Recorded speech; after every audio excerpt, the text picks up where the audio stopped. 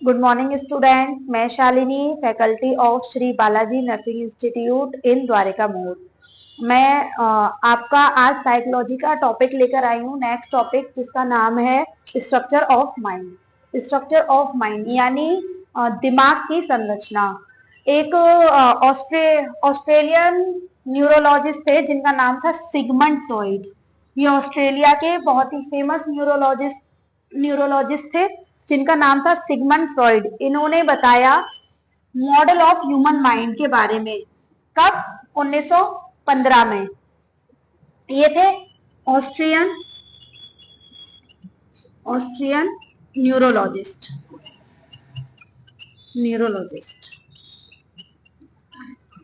इनके अनुसार इन्होंने बताया कि हमारे दिमाग की 3 लेयर होती हैं। हमारा दिमाग जो है वो 3 लेयर में डिवाइड होता है।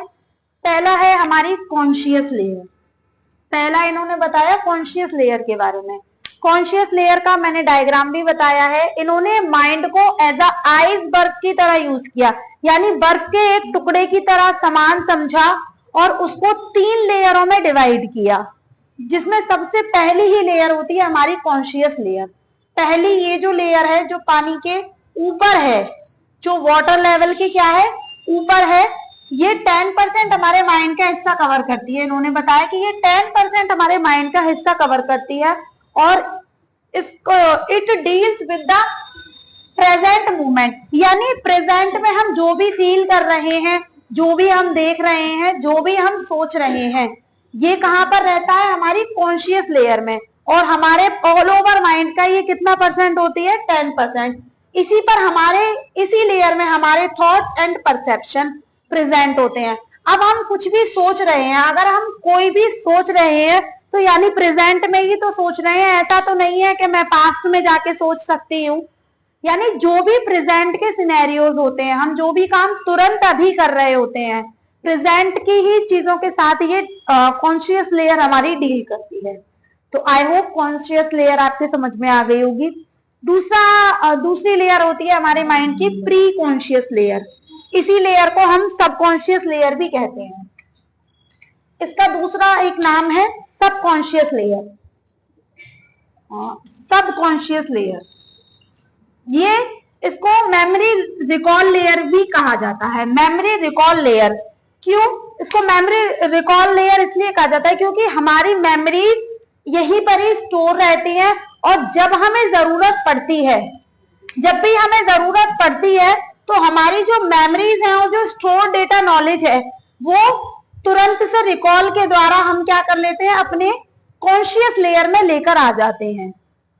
ये हमारी कॉन्शियस लेयर के बिल्कुल थोड़ा ही नीचे प्रेजेंट होती है, जिसको हम कहते हैं सबकॉन्शियस लेयर। सबकॉन्शियस लेयर के नाम से हम इसको जानते हैं। ये हमारे माइंड का 10 to 15% एरिया कवर करती है। ये हमारे माइंड का 10 to 15 एरिया क्या करती है? कवर करती है। ये जस्ट कॉन्शियस लेयर के नीचे ही प्रेजेंट होती है, प्री कॉन्शियस लेयर।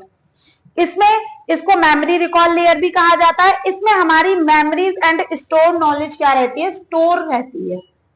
तीसरा हमारा टॉपिक, तीसरी लेयर के बारे में सिगमंड फ्रॉइड ने बताया अनकॉन्शियसनेस लेयर, यानी ये हमारे माइंड का सबसे vast portion of the mind है। यानी ये हमारे दिमाग का सबसे ज्यादा हिस्सा घेरने वाली है। जैसा डायग्राम में भी देखेंगे, ये इतना हिस्सा यहां से लेके यहां तक हमारे माइंड का, यानी ये सबसे लास्ट की लेयर होती है हमारे माइंड की। इसके अंदर हमारे डर, हमारे शेमफुल एक्सपीरियंसेस और सेल्फलेस नीड होती है, यानी हमारी ऐसे नीड्स जो हमसे ही संबंधित है। यानी जब हम सेल्फिशनेस का प्रेजेंट करते हैं, जब हम क्या है, बहुत ही ज्यादा सेल्फिश होकर कोई काम करते हैं।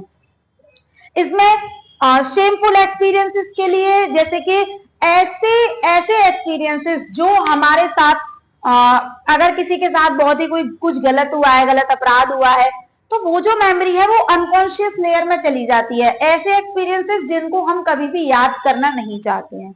एग्जाम्पल के लिए, जैसे बचपन की बहुत सी बातें तो हमें याद रहती हैं, बट बहुत ही कुछ यादें तो हमें याद रहती हैं, बट बहुत सी बातें बचपन की हमें याद नहीं रहती हैं, क्योंकि वो सबकॉन्शियस लेयर में से अनकॉन्शियस लेयर में चली जाती है। लेकिन ऐसा नहीं है कि अनकॉन्शियस लेयर में से किसी भी मेमोरी को हम कॉन्शियस लेयर में नहीं ला सकते हैं।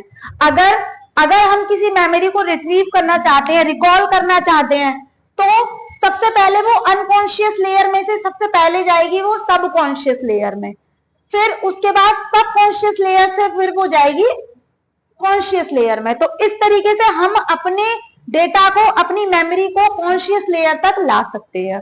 सबसे पहले सबकॉन्शियस लेयर में, उसके बाद कॉन्शियस लेयर में। तो आई होप ये तीनों लेयर आपकी समझ में आ गई होंगी। सबसे वास्ट पोर्शन हमारे माइंड का अनकॉन्शियस लेयर ही कवर करती है।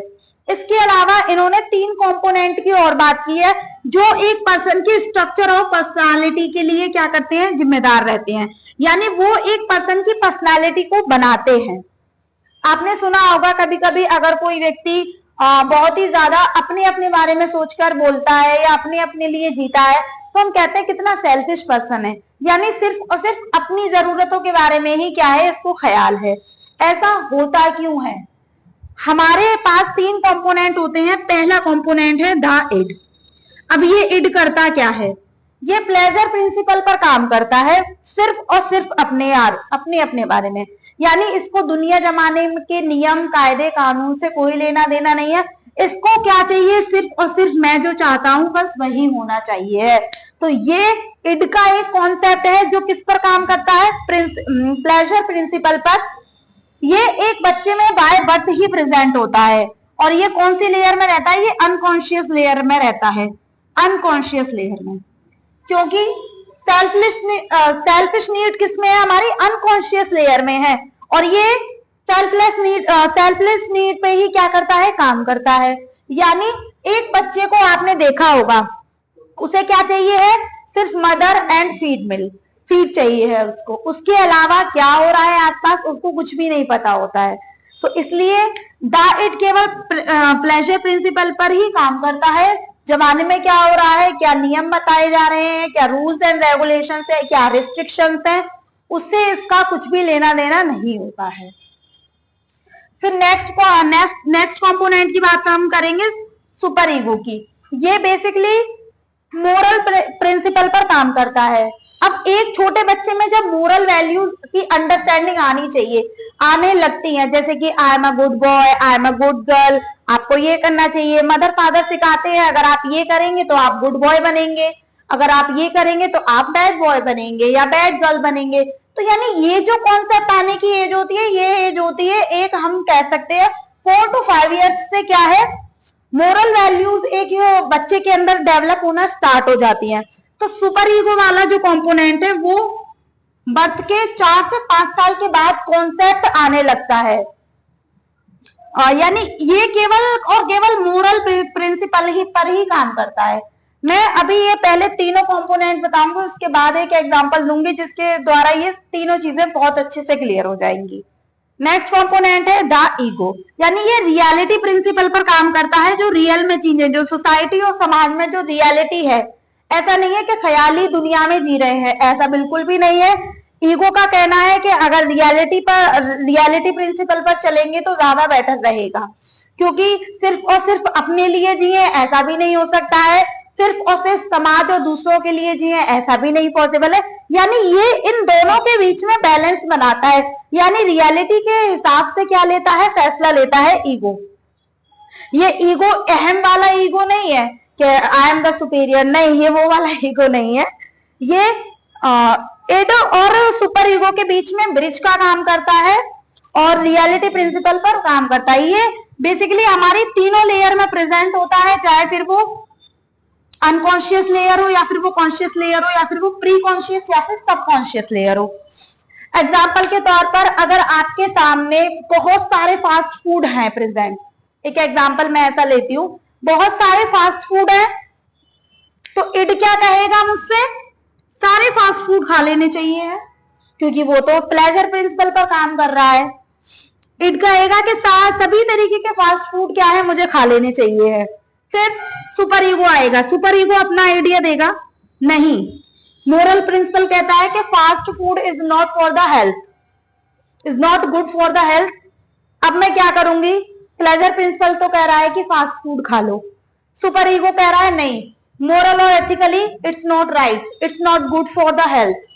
फिर बीच में इन दोनों में लड़ाई चल रही है, खाना खाओ कि नहीं खाओ, खाओ कि नहीं खाओ। फिर ईगो बीच में आएगा, शांत हो जाओ।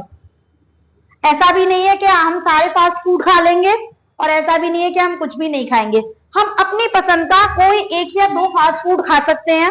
यानी ये इन दोनों के बीच में क्या करेगा, सुलह कराएगा, इन दोनों के बीच में सुलह कराने का काम करेगा। यानी कुछ ऐसा बीच का रास्ता निकालेगा, ना तो ईगो प्रॉब्लम हो और सुपर ईगो भी हर्ट ना हो।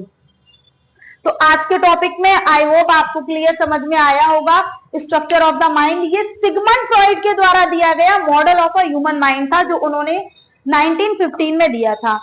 नेक्स्ट मैं आपसे मिलूंगी नेक्स्ट वीडियो पे। Thank you.